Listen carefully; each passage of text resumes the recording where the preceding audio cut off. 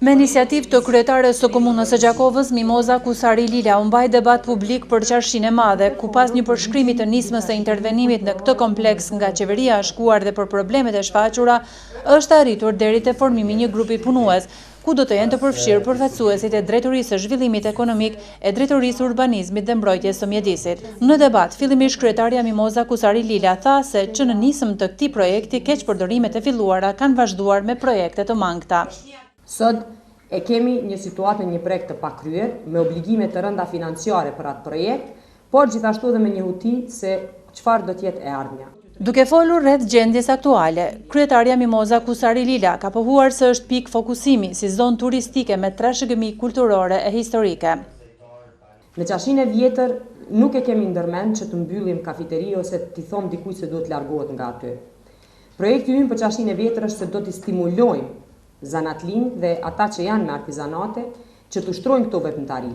E para, e dyta, që Qarshia e Vjetër do të jetë pikë referuese dhe promovuese për gjithë ata që vinë të vizitojnë qytetin e Gjakovës. Dhe e treta, që të rregullohet shfrytëzimi i hapësirave publike në Qarshinë e Vjetër.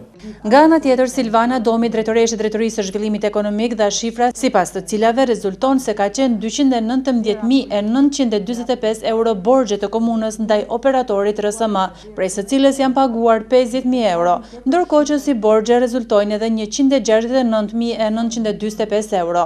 Më pas drejtori i urbanizmit Xhelal Hoxha solli sqarime se aktualisht në këtë pjesë të Qarshisë duhet të mundësohet qasja emergjente për zjarfikës dhe ambulancë. Pjesëmarrësit në debat kryesisht vunë në pa disa probleme të theksuara për rivitalizimin dhe funksionalizimin e Qarshisë së Vjetër. Atë Qarshi si motër, siç është për shembull Qarshia e Sarajevës, ta vizitoj, edhe besoj që shumë gjëra që janë punuar dhe në bo atje mundin të aplikohen edhe për punime këtu. Se në fillim, kur është fillu puna, neve në është thonë se po bëhet një qarshi me parametra të mira, me parametra që i takojnë Qarshisë Madhe, edhe ajo ka me qenë një shëtitore, prej fillimi deri në mbarim të rrugës, për të ri, ka me qenë shëtitore për nana me fëmijë, me karroca, me shkapodiune, edhe nuk ka me pas lëvizje komunikative. Jo propozoj që të shpallet një konkurs në kuadër të Republikës Kosovës, nështë edhe më gjerë, për rregullimin urbanistik të kompleksit të Qarshisë Madhe. Vetëm në atë mënyrë na mujë me zgjidhë edhe këtë probleme që ne kemi sot. E kryetaria, duke u thirrur në kërkesat dhe propozimet e qytetarëve, tha se nuk do të lejojmë ndryshimin e destinacionit që ka kjo pjesë e qytetit.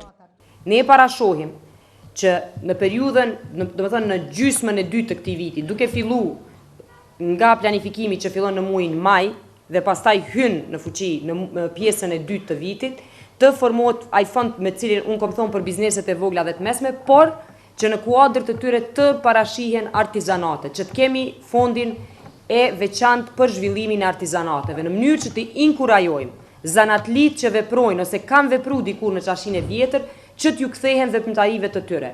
Sinqerisht po ju them, jemi në një situatë shumë të palakmueshme. Si institucione lokale, ne nuk na ndalon asgjë që nesër të jenë inspektorët bashkë me policinë në rrugë, të bëjnë ndalimin e veprimtarive të gjitha lokaleve, por nuk është kjo zgjidhja që ne e dëshirojmë. E di që nuk është zgjidhja që ju e dëshironi.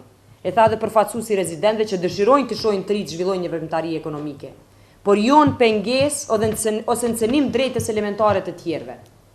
Domethënë ta bëjmë një komision të përbashkët, dakordohemi qoftë në afat kohor, qoftë në orët e veprimtarisë, por edhe në hapësira të cilat strikt duhet të zbatohen. Ndërsa ne na mbetet pjesa e rishikimit të projektit komplet, të gjetjes së fondeve për përfundimin dhe finalizimin e këtij projekti brenda vitit 2014, të rrugës kryesore dhe natyrisht në afat mesëm dhe afat gjatë formimin e këshillit për menaxhimin e pjesës së vjetër të qytetit. Nga qytetarët u kërkua kujdesi shtuar në përpilimin e projekteve të kësaj pjese të qytetit.